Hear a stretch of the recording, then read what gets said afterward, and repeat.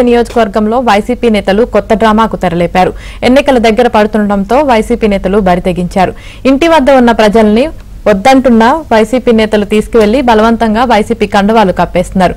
అంతటితో ఆగకుండా వైసీపీలో చేరారంటూ సోషల్ మీడియాలో ఫోటోలను అప్లోడ్ చేయడంపై ప్రజలు మండిపడుతున్నారు. తమ ప్రమేయం లేకుండా తీసుకువెళ్లి కండువాలు కప్పడంపై ప్రజలు మండిపడుతున్నారు.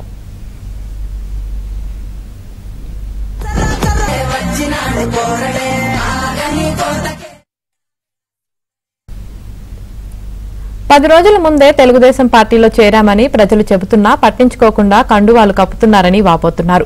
ఈ వ్యవహారాన్ని టీడీపీ అభ్యర్థి బొజ్జల సుధీర్ రెడ్డికి వివరించడంతో ఆయన తీవ్ర స్థాయిలో ఫైర్ అయ్యారు. ప్రజల ఇష్టాయిష్టాలతో సంబంధం లేకుండా బలవంతంగా వైసీపీ కండువాలు కప్పడం దారుణమన్నారు. ప్రజలు స్వచ్ఛందంగా వైసీపీలోకి వస్తే ఆహ్వానించాలని, ఇలా వైసీపీ నేతలు కొత్త డ్రామాలకు తెరలేపడం ఏంటని మండిపడుతున్నారు బొజ్జల సుధీర్ రెడ్డి. బయటించి నిస్సిగ్గుగా సిగ్గు లేకుండా ఈ రకంగా వాట్సాప్లలో రీళ్లు క్రియేట్ చేసుకుంటా పెట్టుకుంటా దీనివల్ల ఏమొస్తుంది? పాపం అమాయకులే. ఒక పొద్దుండే రంజాన్ మాసంలో పవిత్రమైన మాసంలో వాళ్ళు పవిత్రంగా ఉండే మనుషుల్ని అపవిత్రంగా నువ్వు తీసుకుపోయి నువ్వు అపవిత్రుడివి, నువ్వు దొంగవి, అపవిత్రమైన ప్లేస్ తీసుకుపోయి ఆ రకంగా నువ్వు బయట ఇచ్చి ఫ్లాట్ తీసి కండవేస్తావా? సిగ్గుందా నీకు? మధు కొద్దిగా సిగ్గుందా? ఈ ట్రోలింగ్ అంటే ఏందో రేపొద్దుని చూపిస్తా నీకు.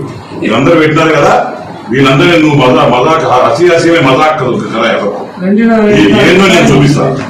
వీళ్ళ పెట్టుకొని రేపు అందరూ ఇస్తా.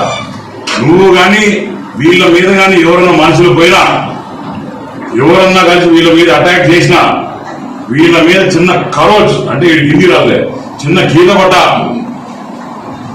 మొత్తం మధుసూదన్ రెస్పాన్సిబిలిటీ అని చెప్పి నువ్వు చెప్పు. ఏం జరిగినా సరే మధుర